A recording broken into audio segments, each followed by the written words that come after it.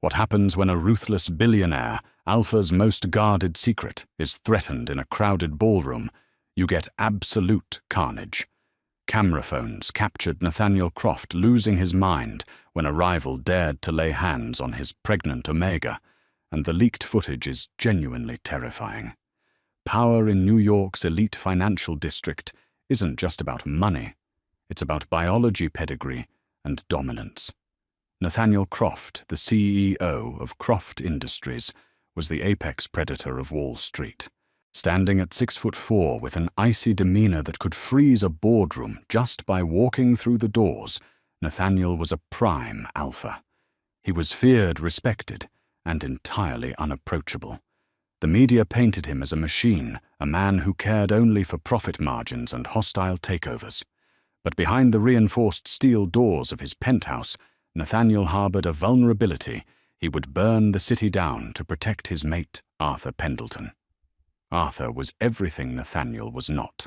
He was a soft-spoken, gentle Omega who worked as an archivist at the city library.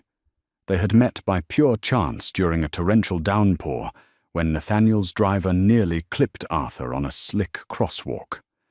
From the moment Nathaniel caught the subtle, sweet scent of cedar and vanilla beneath the rain, his inner alpha had locked onto Arthur with a ferocity that terrified even himself. They bonded in secret. No paparazzi, no grand announcements, no society weddings. Why the secrecy? Because in the vicious ecosystem of the Croft family, an Omega mate is considered a weakness, a target. Things became infinitely more complicated in late October. Arthur discovered he was pregnant. For a normal couple, this would be a time of overwhelming joy, nesting and celebration. For Nathaniel and Arthur, it was a declaration of war. You see, the Croft family trust had an archaic, ironclad succession clause.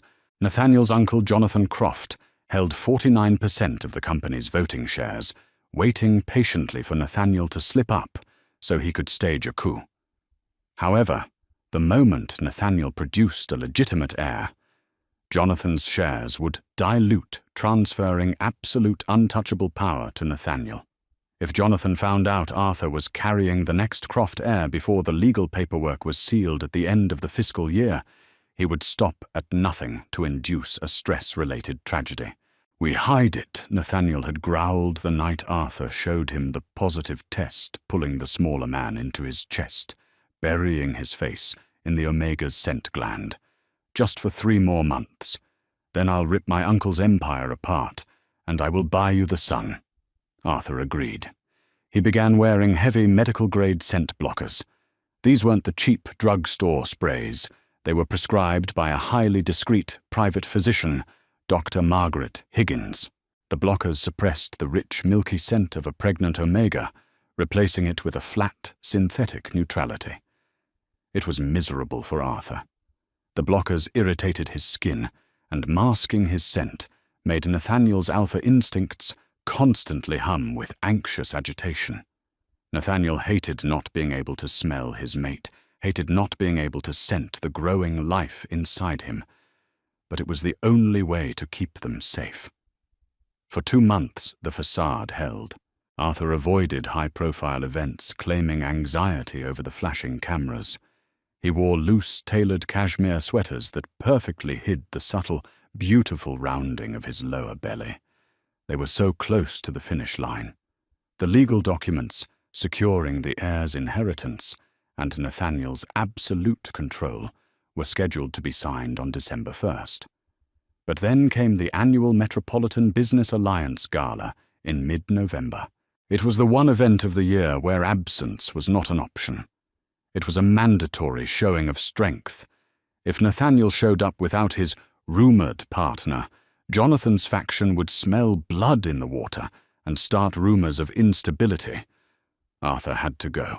He had to stand by his alpha's side, smile for the cameras, and pretend his body wasn't currently housing the most valuable secret in the Western Hemisphere. The night of the gala, Arthur stood in front of the mirror in their penthouse, adjusting his custom-fitted dark navy suit. The tailoring was a masterpiece, constructed with internal structuring that completely smoothed out his 4-month bump. But the physical disguise wasn't the problem. The problem was his biology. Pregnancy hormones were raging, fighting against the chemical blockers. "I can smell it," Nathaniel murmured, stepping behind Arthur and wrapping large, possessive hands around his waist. Nathaniel's voice was a low, vibrating rumble that sent shivers down Arthur's spine. Just a trace, underneath the synthetic garbage. "You smell like honey and milk, Arthur." Arthur swallowed hard, looking at his mate in the reflection. "Will anyone else notice?" "No," Nathaniel promised, kissing the side of his neck. "Their senses are dull compared to mine, and I won't leave your side for a single second. We walk in, we show our faces, we shake hands with the vultures, and we leave." It was a promise Nathaniel fully intended to keep. But the universe and the greedy, desperate men of Wall Street had other plans. The Waldorf Astoria ballroom was a suffocating ocean of silk diamonds and suffocating ego. The air was thick with the colliding aggressive pheromones of dozens of alphas trying to out-posture one another, mixed with the overly perfumed scents of high society omegas and betas. The sheer sensory overload made Arthur physically nauseous the moment they stepped off the elevator. He clung to Nathaniel's arm, his knuckles white, relying entirely on the grounding heavy scent of pine and thunderstorms radiating from his mate. For the first hour, everything went according to plan. Nathaniel was a master tactician. He navigated the room like a shark, keeping Arthur tucked safely against his side, intercepting anyone who stepped too close. Arthur smiled, nodded, and sipped his sparkling water, counting the minutes until they could escape back to the safety of their armored car. Then the trap was sprung. A group of international investors' men Nathaniel had been trying to corner for 6 months intercepted them near the grand staircase. At the exact same moment, one of the gala organizers, a frantic beta named Sarah Jenkins, rushed over, insisting she needed Nathaniel to approve a last-minute change to his keynote speech. It was a coordinated distraction. "Give me 2 minutes," Nathaniel whispered to Arthur, his jaw tight with reluctance. He guided Arthur to a secluded alcove near the massive, towering champagne pyramid. "Stay right here. Do not move. I'll handle them and we're leaving." Arthur nodded, leaning against the cool marble pillar. He closed his eyes for just a second, taking a deep breath to quell the rolling nausea in his stomach. The baby was restless tonight, shifting uncomfortably against his tight waistband. That was when the temperature in the alcove seemed to drop 10 degrees. "Well, well, if it isn't Croft's little shadow." Arthur's eyes snapped open. Standing in front of him, blocking his exit, was Harry Montgomery. Harry was a notoriously sleazy alpha, a hedge fund manager whose family had old money but dwindling relevance. He was also heavily in debt to Jonathan Croft. Harry's eyes swept over Arthur with naked, violating intent. He had always hated Nathaniel, hated that a self-made, ruthless brute had surpassed the old money elites. And he knew exactly how to hurt him. "Mr. Montgomery," Arthur said politely, keeping his voice level, despite the sudden spike of fear in his chest. "Excuse me, I need to get back to Nathaniel." "Oh, no rush."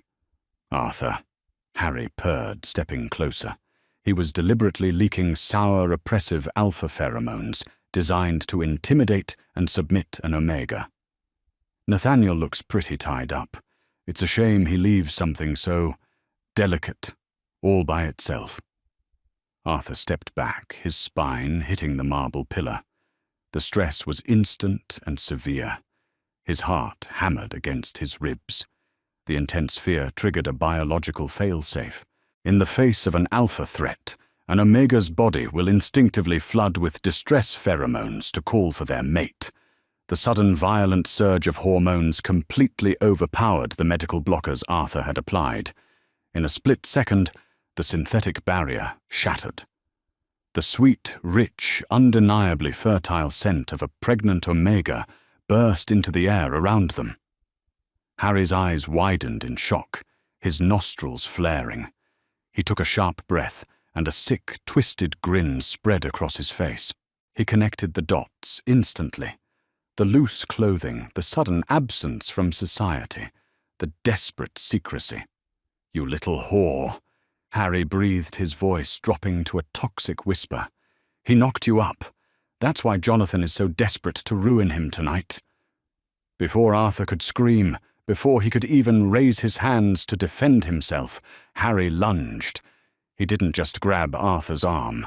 He shoved Arthur hard against the pillar and clamped a heavy, bruising hand directly over Arthur's stomach, right over the hidden baby bump. His fingers dug painfully into the fabric of Arthur's suit. Let's see how tough Croft is when his legacy ends up as a stain on the marble floor, Harry hissed, raising his other hand, preparing to strike the Omega's abdomen.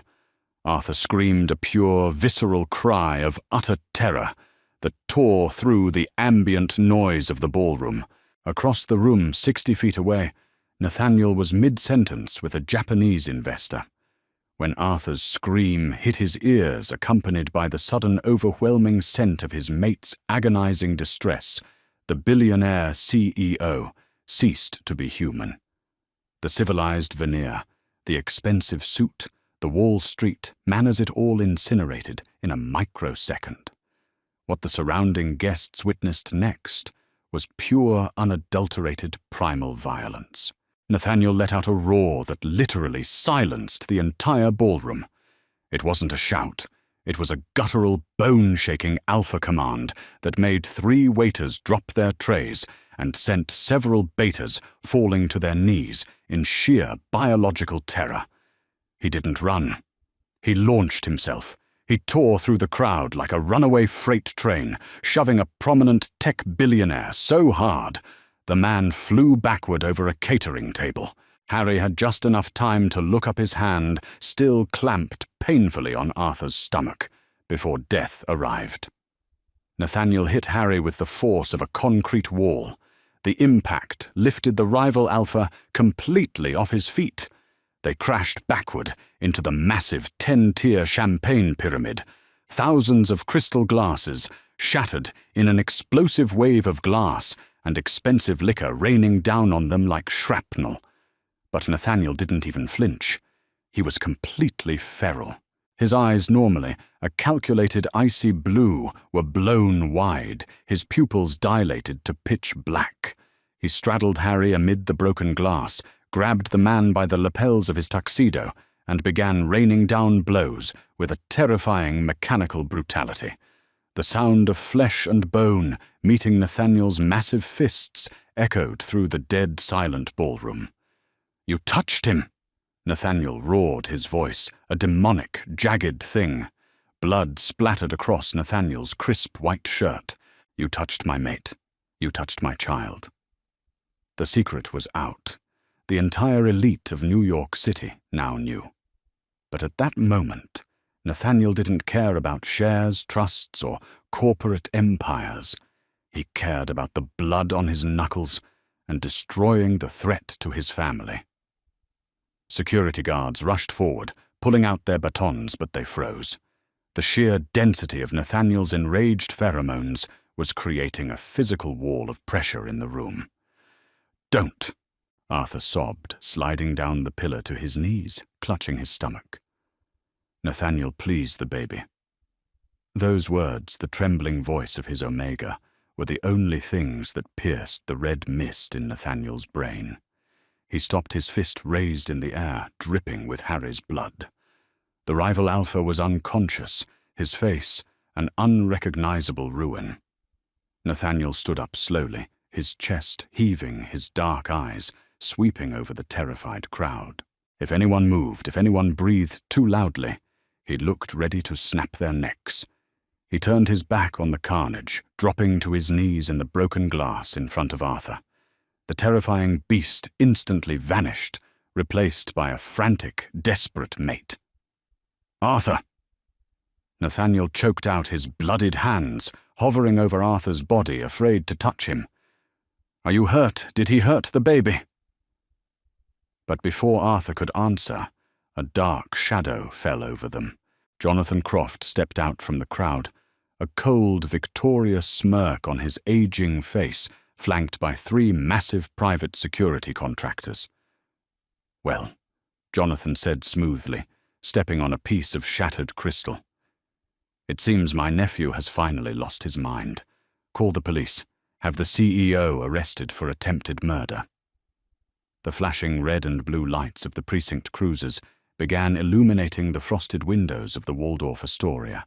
The trap was perfectly executed, and the absolute destruction of Nathaniel Croft had been broadcast live to every high society cell phone in the room.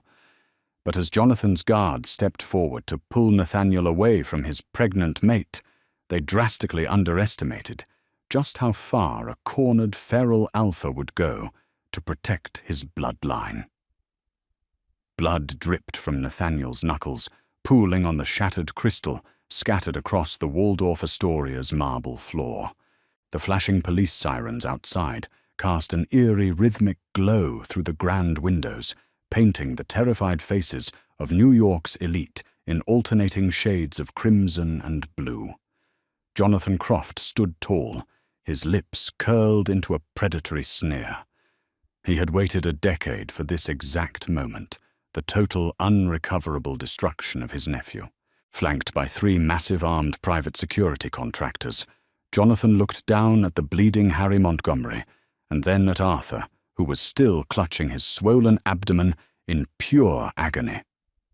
Assault and battery attempted murder, and creating a public panic. Jonathan listed off his voice, carrying effortlessly through the dead, silent ballroom. "The Croft Industries Board of Directors has a strict morality clause, Nathaniel. Being hauled out of the Metropolitan Business Alliance Gala in handcuffs absolutely violates it. Your tenure as CEO is over. Your shares will be frozen pending a criminal investigation. I win." Arthur whimpered, his hands shaking violently as he pressed his face into Nathaniel's chest. The potent sweet scent of cedar vanilla and the undeniable milkiness of a pregnant omega was now flooding the room, overwhelming the expensive perfumes of the bystanders. Every alpha in the vicinity was instinctively on edge, driven mad by the scent of a distressed carrying omega, but the suffocating lethal pressure of Nathaniel's enraged pheromones kept them entirely paralyzed. Nathaniel did not look at his uncle. His entirely blackened eyes were focused solely on Arthur. He gently cupped his mate's pale face, his thumbs wiping away the tears streaming down Arthur's cheeks. "Is the baby okay?" Nathaniel whispered, his voice trembling with a vulnerability that the ruthless CEO had never shown a single soul. "Arthur, tell me." I think so." Arthur gasped, wincing as a phantom cramp shot through his side. "He just grabbed me so hard. He knew, Nathaniel. He knew about the baby." At those words, the feral darkness returned to Nathaniel's face. He stood up slowly, positioning his massive frame perfectly between his pregnant mate and his uncle's thugs. "Take him!" Jonathan commanded his security team, pointing a polished cane at Nathaniel. "Subdue him until the police enter the building." The 3 contractors stepped forward, pulling zip ties from their tactical belts. But before they could even cross the threshold of the shattered champagne pyramid, a booming voice echoed from the grand entrance. "Stand down, or I'll have every single one of you arrested for interfering in a federal investigation." The crowd parted violently as Captain David Mitchell of the NYPD burst into the room, followed by a dozen armed officers. But Captain Mitchell wasn't alone. Striding confidently beside him was Maxwell Harrington, the most feared defense attorney on the East Coast, and a man whose retainer cost more than most Manhattan penthouses. Jonathan's smirk faltered for a fraction of a second. "Captain," Jonathan said, smoothly stepping toward the police. "Thank God you're here. My nephew has suffered a violent psychotic break. He nearly beat Harry Montgomery to death without provocation. Without provocation? Maxwell Harrington interrupted, his voice dripping with absolute venom. The lawyer adjusted his wire-rimmed glasses and looked at Jonathan as if he were a cockroach. I think District Attorney Alvin Bragg would strongly disagree with your definition of provocation, Jonathan. Jonathan froze.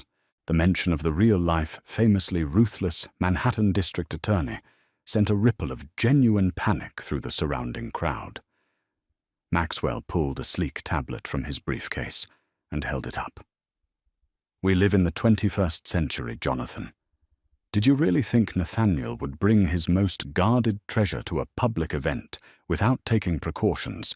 Croft Industries' private security team hacked the Waldorf's internal closed-circuit 4K camera system 3 hours ago. We have every single angle of this ballroom.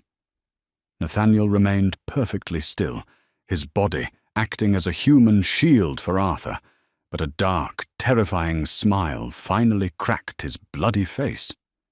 This was the twist. Nathaniel never walked into a room he didn't entirely control. "Play it," Nathaniel commanded, his voice a low, vibrating growl. Maxwell tapped the screen, and the audio connected instantly to the ballroom's massive speaker system intended for the evening's keynote speeches. Suddenly, Harry Montgomery's sleazy, toxic voice echoed off the gilded ceilings. "You little whore! He knocked you up! That's why Jonathan is so desperate to ruin him tonight." The crowd gasped. The sound of a violent scuffle played over the speakers, followed by Arthur's piercing, terrified scream. "Let's see how tough Croft is when his legacy ends up as a stain on the marble floor," Harry's recorded voice hissed. The audio cut out, leaving a ringing silence in its wake. Under New York State Omega protection, Law Section 402. Maxwell Harrington announced, loudly ensuring every CEO, investor, and journalist in the room heard him, the deliberate physical assault of a pregnant Omega with the intent to harm the unborn child is a Class A felony. It carries a minimum sentence of 25 years to life. Captain Mitchell turned his fierce gaze toward the unconscious Harry Montgomery, then snapped his fingers at his officers. "Cuff Montgomery to the stretcher. He's under arrest for felony assault." Jonathan's face turned an ashen, sickly grey. This is a manipulation, an audio trick. "It gets better, Jonathan," Nathaniel said, finally stepping forward, the broken glass crunching under his expensive Italian leather shoes. "Because Harry is heavily in debt, my team monitored his offshore accounts. 3 days ago, a shell corporation tied directly to your holding company wired him $2 million. You paid him to attack my mate. You paid him to try and kill my child just to trigger a succession crisis." The room erupted into chaotic whispers. The legendary Jonathan Croft, a titan of industry, had just been publicly outed as a monster who ordered a hit on an unborn baby.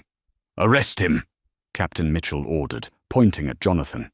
"You can't do this," Jonathan screamed, losing his aristocratic composure as 2 police officers slammed him against a catering table, violently pulling his arms behind his back. "I own 49% of the company. I will destroy you, Nathaniel." "Not anymore," Nathaniel said, coldly, his alpha presence dominating the entire room.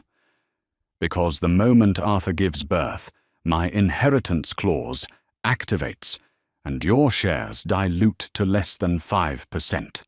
You're finished, Uncle. Enjoy Rikers Island." Without sparing his uncle another glance, Nathaniel turned his back on the arrest. The battle was won, but the war for his mate's safety was far from over. He dropped to his knees, scooping Arthur into his massive arms.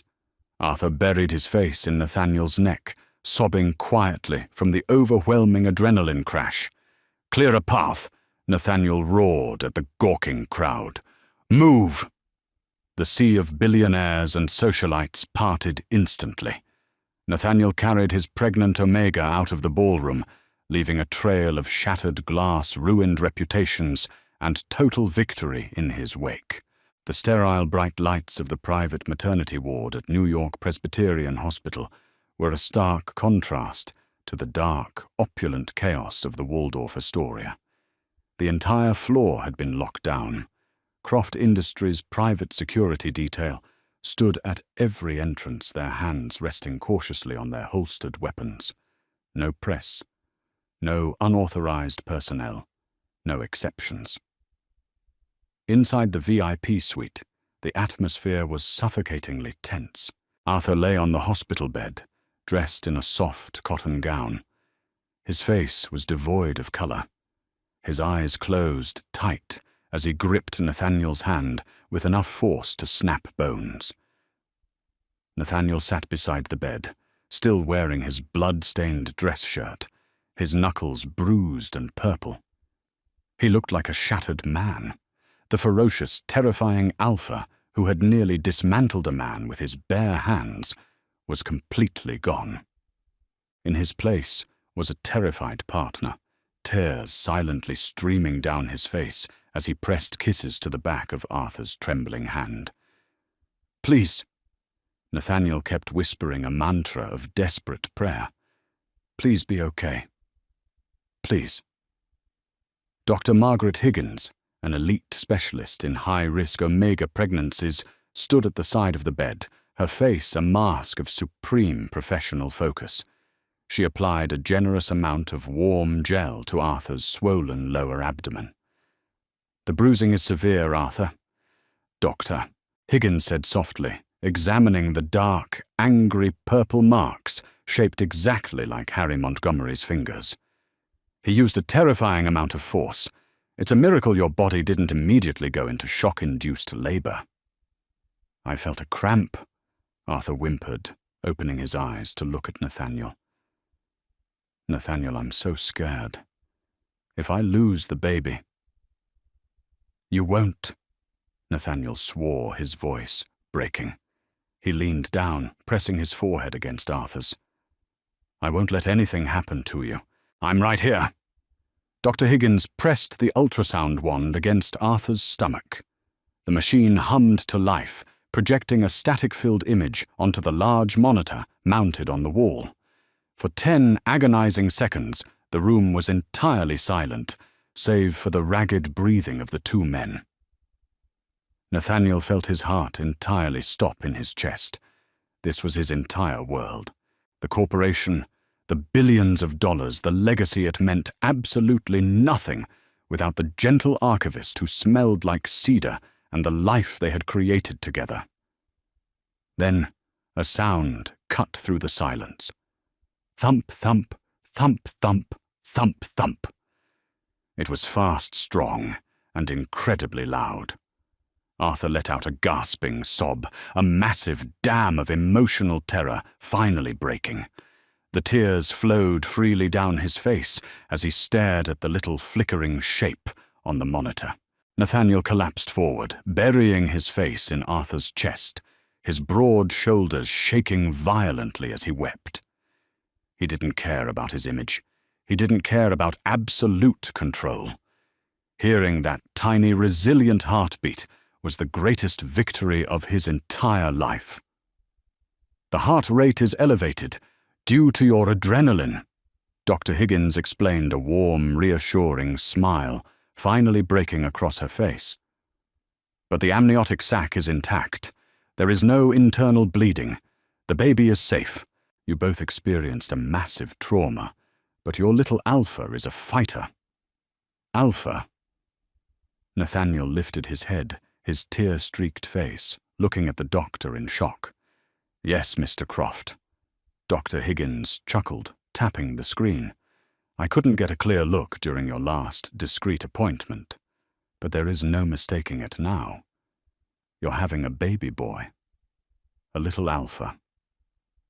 Arthur laughed through his tears, reaching down to run his fingers through Nathaniel's messy hair. An Alpha, just like his terrifying father. Nathaniel smiled, a genuine, blinding smile that wiped away the horrors of the night. He kissed Arthur's lips, then leaned down to press a gentle, reverent kiss directly over the angry bruises on Arthur's stomach. "No one will ever touch you again," Nathaniel whispered against the skin. "I promise you. The world will burn before I let a single threat near our family." 3 months later, the winter snow blanketed the streets of Manhattan, but inside the Croft Industries boardroom, the temperature was comfortably warm. The massive mahogany table, usually surrounded by 30 board members, was entirely empty except for Nathaniel, who sat at the head, and Maxwell Harrington, who was organizing a stack of legal documents. The door opened, and a heavily pregnant Arthur waddled in, bundled in a thick cashmere sweater. The medical blockers were gone forever. The entire floor smelled wonderfully of his rich, soothing vanilla and cedar pheromones. Nathaniel was out of his chair in a millisecond, wrapping his arm around Arthur's waist to support his back. "You shouldn't be walking all the way from the elevator," Nathaniel chided gently. "I'm pregnant, Nathaniel, not made of glass," Arthur teased, leaning up to kiss his mate's cheek. Maxwell cleared his throat, holding up a sleek fountain pen. "Well, gentlemen, the paperwork is finalized. Jonathan Croft has officially been denied bail and is awaiting trial for corporate espionage and conspiracy to commit a felony. The board voted unanimously this morning. Jonathan's 49% voting share has been legally frozen, and as per the grandfather clause of the inheritance trust, the imminent arrival of a direct heir transfers absolute controlling interest to you, Nathaniel." Nathaniel didn't even look at the paperwork. He was too busy looking at Arthur, watching the way his mate's eyes crinkled when he smiled. "Sign it, Maxwell," Nathaniel said dismissively. "I have more important things to do." "Oh, like what, Mr. CEO?" Arthur asked, raising an eyebrow. Nathaniel gently placed his hand on Arthur's massive bump, feeling a strong kick against his palm. "Like taking my mate home to nest. Wall Street can wait." The ruthless Alpha had conquered the city, crushed his enemies, and secured his empire. But as he walked out of the boardroom, holding the hand of his beautiful Omega, Nathaniel knew that his real kingdom wasn't made of stocks and skyscrapers. His kingdom was right here, safe in his arms, waiting to be born. Did this billionaire Alpha's ferocious protection of his pregnant Omega leave you completely speechless? If you loved this intense, heart-pounding drama of power, revenge, and undeniable love, don't forget to hit that like button. Share this story with your friends who can't resist a protective CEO and a dramatic plot twist. Subscribe to our channel for more thrilling, real-life, inspired Omegaverse stories delivered straight to your feed. Drop a comment below. What would you do in Arthur's shoes?